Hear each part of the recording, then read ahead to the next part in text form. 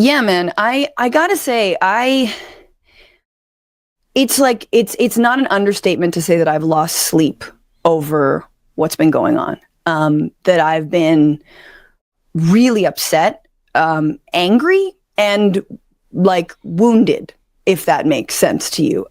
Francesca Fiorentini of the Bitchuation Room had Cenk Uygur on to talk about what Cenk is doing, right? So for context, many of you, if you watch this kind of content or watch this channel, you're aware that Cenk Uygur of the Young Turks has been doing this sort of YouTube thing for a long time. And recently he's been talking about this sort of populist right and building a coalition between the populist left and the populist right. He thinks something's different this time around and that there's progress to be made there. And many on the left, many audience members, some other YouTubers on the left have taken umbrage at this or misconstrued what he's talking about. And Francesca is a longtime fan of Cenk's and wanted to have him on to discuss it with him directly. Now, there's a bunch of this going on. Cenk is now going on other outlets. Cenk is going to have a conversation with David Pakman about this very thing, for example, so we'll probably cover that. Anyway, I want to take a look at this with you. This is a longer video. It is on the Bitchuation Room channel if you want to watch the full thing. I'm probably going to do more than one video here, break it into pieces and focus on particular points. In this video, we're looking at their sort of introduction where she asks him directly, tell me what's happening here because I'm confused and, everybody wants to know. So we're going to watch it together. I'm going to have some thoughts that I will break in with, and then I want to know what you think in the comments, but let's check it out. I have also refrained from tweeting at you, Cenk. I've refrained from doing videos about you without your presence. I've refrained from misrepresenting you. But man, on the inside, it's been rough. So I do want to ask you, I feel like we are in the precipice of a really perilous time of true authoritarianism coming to the United States. And someone like you, who has been such a leader on the progressive left, has such a massive role to play in this moment as a stalwart of resistance, as so many of these centrists are kowtowing to the right. And then I see you on the same stages with, and in the same rooms with, the right-wingers who are mouthpieces of said authoritarianism. And I don't believe that you are actually pushing back instead. And I think there's a project here. You're trying to find points of agreement. So what are you doing and why are you doing what you're doing? Yeah. So I appreciate that, that you're having me on as opposed to talking about me and raging, et cetera, without actually getting into the full conversation. So look, first, let me acknowledge, Franny, that I get why people are concerned. So you've seen this pattern a number of times. So people think, oh, this is the beginning of the pattern. We know how that ends, right? So you see Dave Rubin go talk to Tucker Carlson once. You say, well, okay, he's defending our side or finding a point of agreement, whatever, right? But then next thing you know, he agrees with Tucker again and again and again and again. And then all of a sudden he's talking about how bad the left is and how, my favorite example about how the forest fires in California started because the fire departments allowed gay people to join. Right. Wild. Yeah. And Franny, we've seen this movie many times, and me especially as a Muslim, because Israel always finds collaborators and to come out and go, oh, look at this Muslim guy. He says Muslims are violent, and it is in their book, and it's all their fault, right? And one of those mouthpieces. So I understand, guys, that pattern exists, and so why people would be concerned the minute it seems like you're taking the first step there. But it is possible to not do that pattern. And we are not doing that pattern. And there's massive differences there, right? So they let go of all their positions. We've let go of none of our positions. And people think this is after the election. But apparently, as you know, I've been battling what I call the far left for years now. So I think that's a perfectly fine area of disagreement to have within a movement. I know that some people think, no, we're not allowed to disagree, and any disagreement is heresy, right? And that's a core thing that we'll probably discuss here today, right? I'm going to let him speak for himself. I'm not sure that the issue is disagreement. I think that, as Francesca stated, the vibe is one of a sense of betrayal. It feels like betrayal, not disagreement. That's one of the issues. And so now, in terms of, so why am I doing it, or how did it come about? So how it came about is when I was doing that protest run against Biden, I went on all the shows I possibly could, left wing, right wing, etc. And on the right wing shows, I was expecting what I always get from right wing, which is the Republicans are right and you guys are all evil and no points of agreement, just a bunch of robots, right? And what I started to see was they're not as robotic as we thought they were, right? And so there was like these flashes of like, wait, they actually genuinely hate Mitch McConnell. That's interesting. I know why. I know it's because Trump said he was bad, right? But at the same time, there's a second reason. And I know that a lot of people on the left don't believe it, but I'm here to tell you that I've seen it with my own eyes. There are actual populists in those right-wing hills, and they don't like the establishment. They hate the establishment. Now, they don't have the same opinions with us on social issues, cultural issues, etc. And then they genuinely hate war. Now, if Trump declares war on Panama and they all go along, then I was wrong. Okay, so we'll get to that too. And so more and more. And Charlie Kirk came on in the RNC, and this is the one that really threw me for a loop, and I couldn't believe it. He started talking about how bad BlackRock was and how private equity is buying up all the homes in America. And I'm like, that's what we think. That's what we say, right? And I couldn't believe that Charlie Kirk, of all people, was coming in our direction on that issue.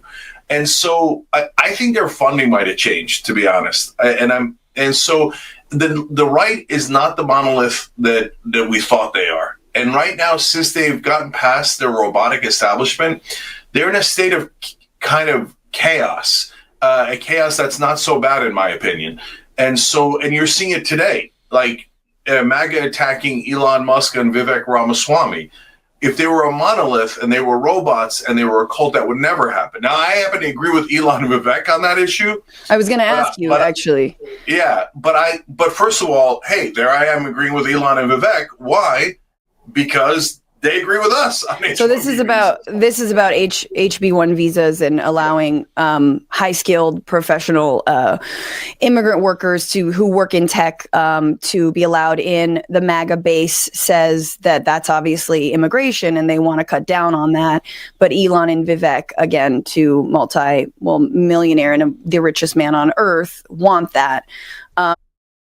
And she's probably going to clarify this right now, but as you've seen on other channels that go into this specifically, it's the why, right? So it's not black and white, it's not binary, it's not either H. These visas are good and they should be fully supported, or these visas are bad, right? Bad because brown people immigration, good because tech and immigration.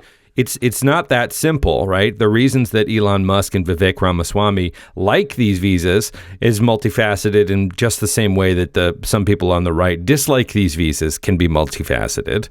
And, at least one of those facets on the pro visa side is that you can pay these incoming, talents lower wages. Does that not fly in the face of some of what you've been saying about the base and how the base is actually great and the base is great at populist ideas?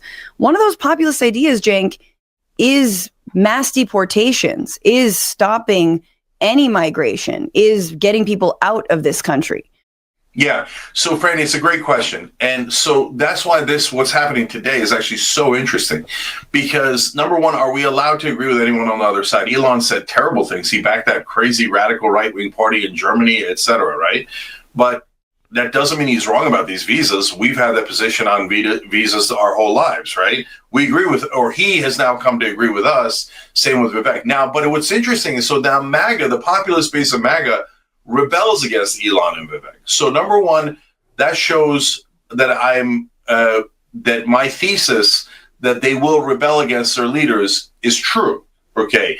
Now, do I agree with them on this rebellion? I don't. But remember, just because they're populist doesn't mean they agree with us on everything. On social and cultural issues, we have massive disagreements, massive.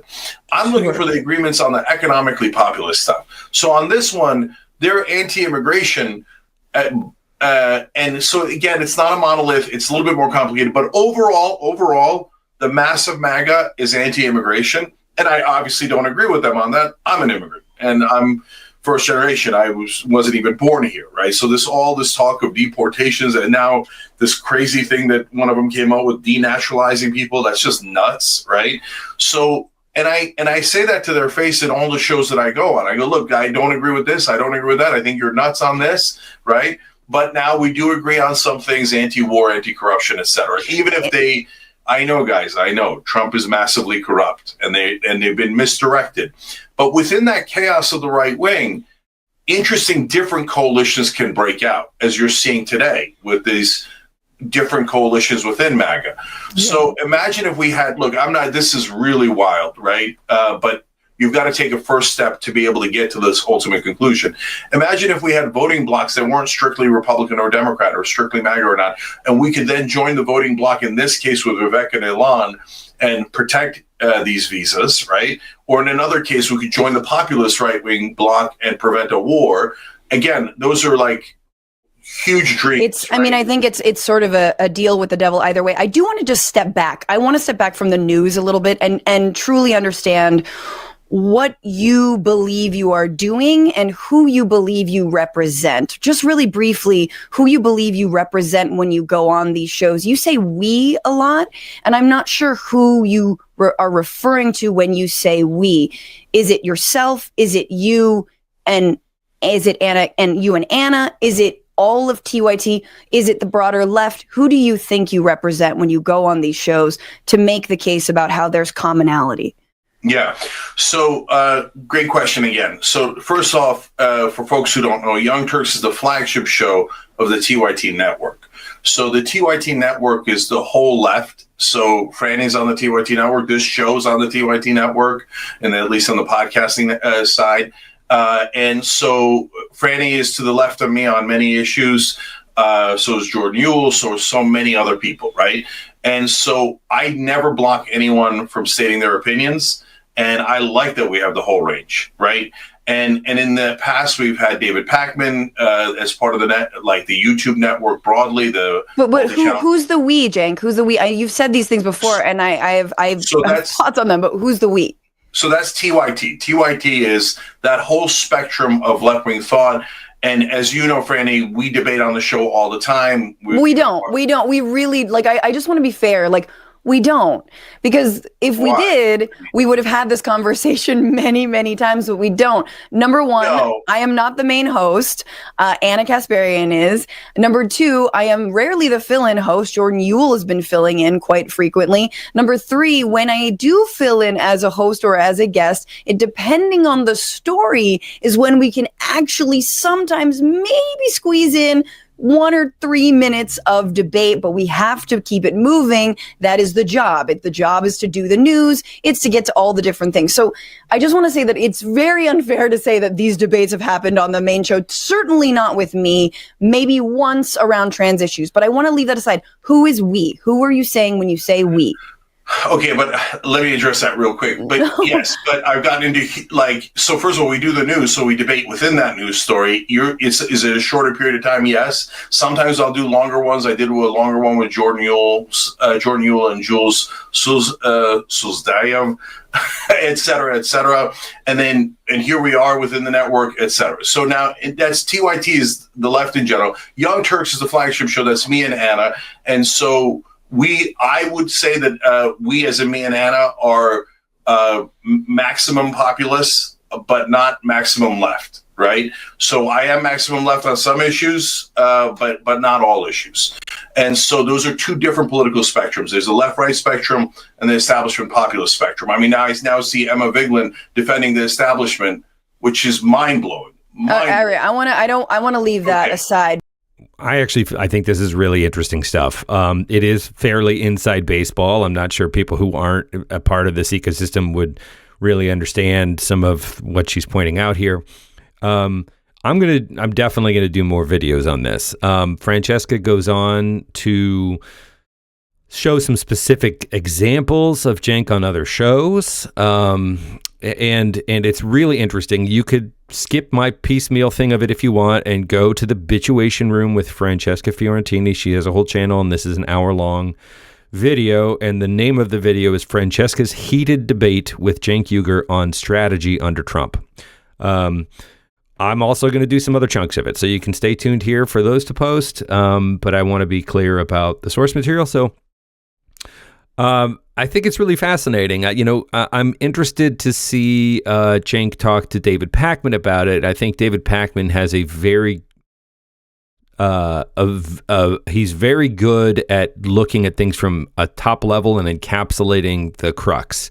And he has said that he sees the problem with Cenk's, and I think Francesca said it here just a minute ago, it feels like a deal with the devil, right? And that's a vernacular way of saying what David was articulated, I think, a little more clearly, which is, a lot of times populism on the left and populism on the right sound the same, and they're upset about the same broad things, such as, wealth inequality and the rich running things. But the reasons why they are upset about those similar or same things and what their impulses in terms of reaction to that are quite different. And he goes into it. And so I think that the comment sounds like a deal with the devil is sort of like, it's a little rose-colored glasses.